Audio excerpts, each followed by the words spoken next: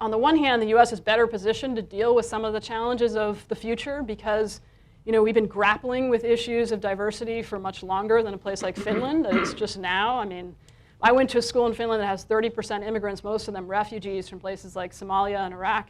And that school is performing above average for Finland, which means above average for almost everywhere. And it was weird, it was interesting, because the teachers, when I talked to them about their students' backgrounds, they were very uncomfortable. They didn't want to talk about their students' challenges at home.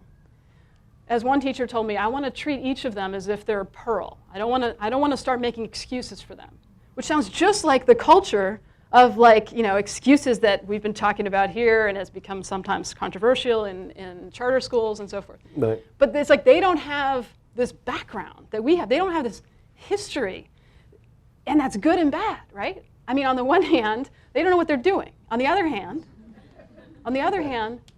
they don't have this ready narrative they can just pull down whenever they need it. I mean, I was looking back at a 1955 New York Times piece the other day about the poor performance of some schools in Harlem.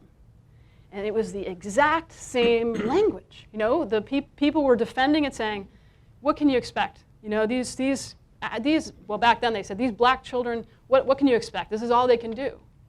It was the exact same language, and that is so deeply rooted in the United States. It's really hard to separate out what is real, because some of it's really real challenges, and what is a history of low expectations and bias, right? And this is a big subject, but